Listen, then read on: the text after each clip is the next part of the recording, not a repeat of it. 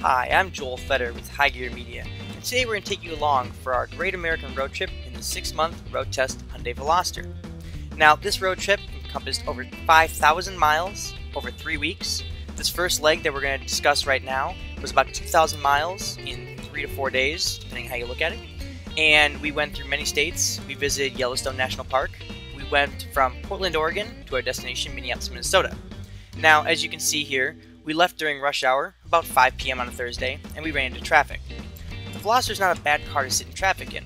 We were able to average over 30 miles per gallon, the seats are very comfortable, and forward visibility is quite good. Unfortunately, the large seat pillar in the rear, the stylish spoiler, and curved rear glass hinders rear visibility. But, while that makes merging somewhat difficult, we were able to do it just fine with no accidents. Now, you also note, leaving Portland, Oregon is quite pretty. It's actually gorgeous.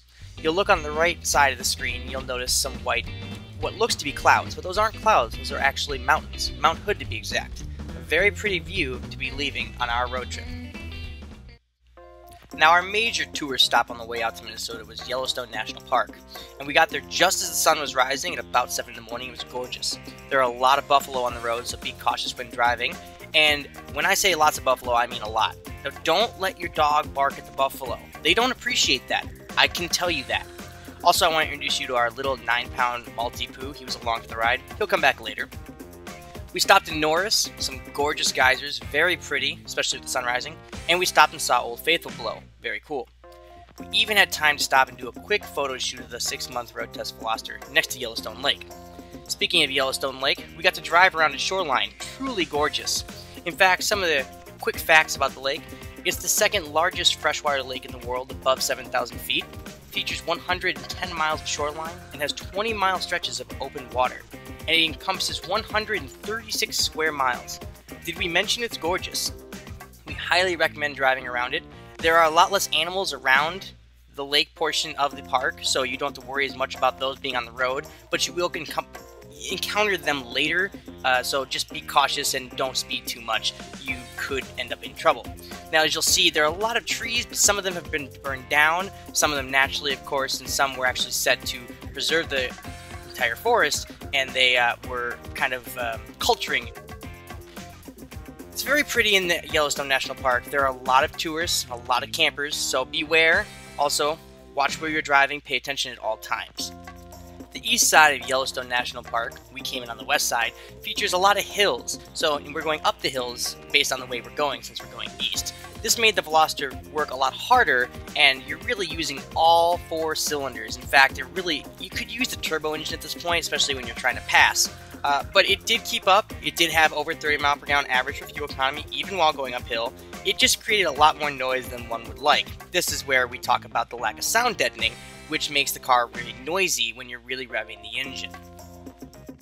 Now, after leaving Yellowstone National Park, we made a quick stop at Waldrug in South Dakota. Every time we stopped anywhere, everybody had to know about the little orange car. What kind of engine? Who makes it? How fast does it go? And everyone had to comment about the styling. Mostly positive. Now, at this point, we've been in the car nearly 30 hours, and we started discussing how the Veloster was handling the road trip. Both of us agreed. We were quite impressed. Very comfortable seats, supportive, visibility was good out the front, as we've mentioned, and we were able to fit in a lot of cargo. In fact, the cargo didn't even go high enough in the back that it affected our visibility. We think we could have fit in twice as much cargo, and we overpacked. But our largest gripe about the Veloster when it came to the road trip? Road noise. There was a ton of it, and it's clearly due to a lack of sound deadening. If you lift up the rear cargo mat, you pretty much just see bare metal. There's the floor pan. There's no insulation, nothing keeping the sound or vibrations out. And when you're spinning your tires on the road, keeping you at highway speeds, this creates a lot of noise in the cabin. Now, after you've been on the road for 30 hours, you start getting bored. And what do? Abuse your dog. You make him dance. It's entertaining, if nothing else. Don't worry, he wasn't hurt, and he doesn't hate us. It was all fun. Now, there's 2 kinds of seasons in Minnesota: winter and road construction. Guess which season we entered? There's no snow. It's road construction. But we were very happy to be getting to our destination. After 2,000 miles and a couple days of driving, it's a long drive. It is a small car, but overall it was a good ride. We were impressed with the Veloster. It handled the road trip much better than anyone expected, averaged over 30 miles per gallon, and overall was comfortable and very spacious. Overall, the Veloster was a good road trip car, and it proves that this compact, stylish hatchback is good for more than just running errands around town. Again, I'm Joel Feder with High Gear Media, and this has been our look at our Great American Road Trip in the 6-month road test Hyundai Veloster. For all the latest automotive news and reviews, be sure you check us out at twitter.com/carconnection and facebook.com/thecarconnection.